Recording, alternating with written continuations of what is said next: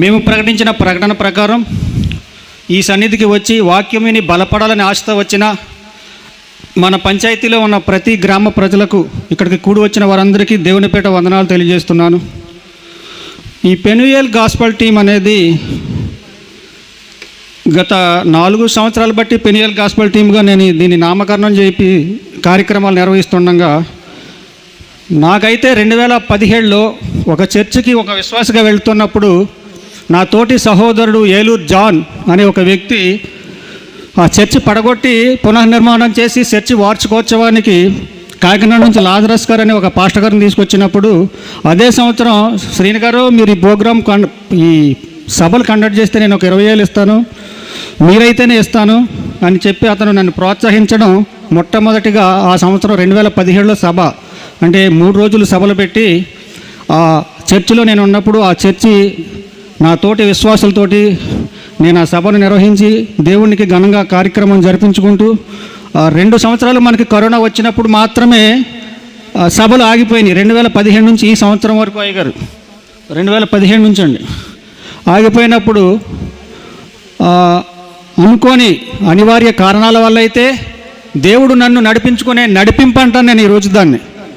దేవుడి ఏర్పాటులో నేను ఉన్నప్పుడు నేను ఉండకూడని చోట నుంచి కొంతమంది మనుషులతో నువ్వు ఇక్కడ ఉండకూడదు బాబు, నువ్వు వస్తే మాకు నష్టం జరుగుతుందని పక్కాగా చెప్పించి బయటకు పంపించినప్పుడు నేను బయటకు వచ్చి పెనుయేల్ గాస్పల్ టీం అని దేవుడు నా చేత ఈ టీంని ఏర్పాటు చేయించినప్పుడు దేవుని ఏర్పాటులో నేను ఉన్నాను కాబట్టి నా తోటి విశ్వాసి, నన్ను బలపరిచిన విశ్వాసి నేను బయటకు వచ్చినా కూడా కొంత ధన సహాయం చేస్తూ ఈ కార్యక్రమాలు నిర్వహించమని చెప్పడం జరిగింది.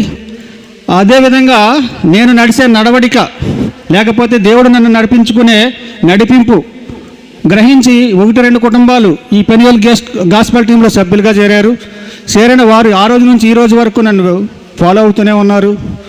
ఆ ఏర్పాట్లో ఈ పెనుయేల్ గాస్పల్ టీంకి నేను ఇక్కడ ప్రకటించేది ఏంటంటే, పరలోక రాజ్యం సమీపించుతున్నది, మారు మనసు పొందడి. మత్తయి 4:17.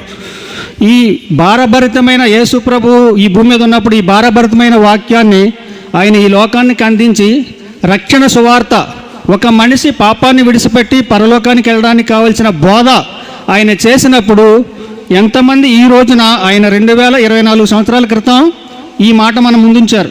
ఇవాళ అప్పుడే 2025లోకి వచ్చాం, మే నెలలో ఉన్నాం, 13వ తారీఖు. అదే మాటను మనం తీసుకున్నప్పుడు మనం తీసుకుంటానికైతే సరిపోము. దేవుడు నడిపింపు ప్రకారం ఆ వాక్యం నా మనసులో పెట్టినప్పుడు ఆ వాక్యం ప్రకారమే నేను ఇక్కడ సువార్థికులను తీసుకొచ్చి ఈ పరలోక రాజ్యం సమీపించి ఉన్నది, మారు మనసు పొందడం అనే బోధ ఆ రోజు నుంచి ఈ రోజు వరకు గత 4 సంవత్సరాలుగా ఈ పెనుయేల్ గాస్పల్ టీం తరపున నేను ప్రకటింపజేస్తూ వస్తున్నాను. ఇది కేవలం నా వల్ల జరిగేది మాత్రం కాదు, ఇది దేవుడి ఏర్పాటు, దేవుడి కృప, దేవుడి ఆలోచనని మాత్రం సగర్వంగా నేను మీ అందరికీ తెలియజేస్తూ ఉన్నాను. మీకు నేను ఒక మాట చెప్పి ఈ భారభరితమైన సువార్తను ప్రకటించేటప్పుడు ఎదురయ్యే శ్రమల గురించి మీకు మత్తయి శుభవార్త, ఒక్కసారి బైబిల్ తీయండి. మత్తయి శుభవార్త 24వ అధ్యాయం 3వ వచనం నుంచి 14వ వచనం చదువుకుందాం. నేనే చదువుతాను. ఆయన ఒలీవ కొండ మీద కూర్చుండి ఉండినప్పుడు శిష్యులు ఆయన వద్దకు ఏకాంతముగా వచ్చి, ఇవి ఎప్పుడు జరుగును, నీ రాకడను ఈ యుగ సమాప్తికి సూచనలేవి మాతో చెప్పమనగా, యేసు వారితో ఇట్లనెను, ఎవడును మిమ్మును మోసపరచకుండా చూసుకొనుడి. అనేకులు నా పేరిట వచ్చి నేనే క్రీస్తునని చెప్పి పలువురును మోసపరిచెదరు. మరియు మీరు యుద్ధములను గూర్చి యుద్ధ సమాచారములను గూర్చి వినబోదురు.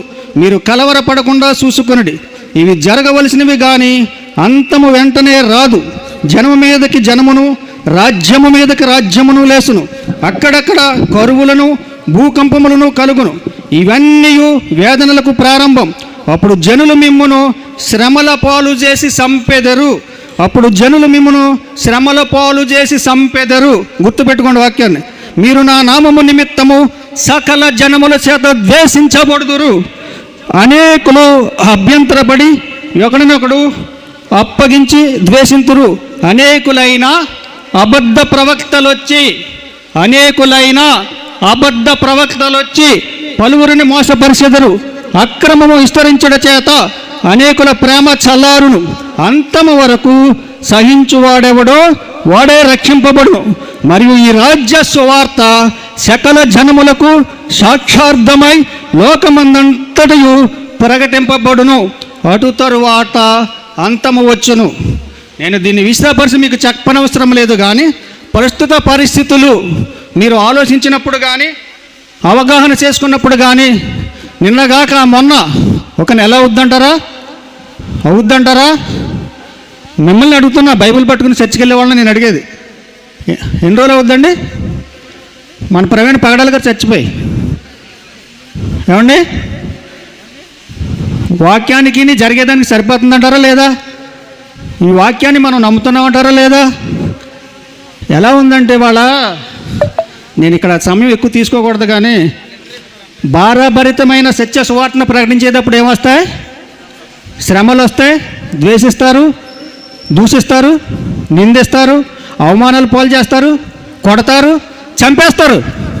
నమ్ముతారా? నమ్మిన వాళ్ళు చేయొద్దండి. అది నిజమైన సువార్త, సత్య సువార్త. ఆషామాషి భక్తి చేసి అవమానకరమైన జీవితాలు జీవిస్తూ, జుగుప్సకరమైన జీవితాలు జీవిస్తూ చర్చిలోకి బైబిల్ పట్టుకెళ్ళిపోయి నేను దేవుని వెంబడిస్తున్నానంటే దౌర్భాగ్యపు పరిస్థితి నుంచి విడిచిపెట్టరా? నాకేం పని లేదా? నా జీవితంలో నా జీవిత భాగస్వామి కూడా లేదు. పరలోక రాజ్యం సమీపించింది మారు మనసు పొందడాన్ని ప్రకటించడానికి నాకేమీ పని లేదా? అది దేవుడి సువార్త, దేవుడు చెప్పిన నిజమైన బోధ. ఈ బోధను అనుసరించి నేను మారి అనేక మందిని మార్చాలని ఒక తాపత్రయమే తప్ప ఇంతలో కనపడి అంతలో మాయమైపోయి నీటావర్ లాంటి ఈ జీవితం కోసం నాకు ఆలోచన లేదు. నాకు ఈ జీవితం గురించి ఏ విధమైన ఆలోచన లేదు.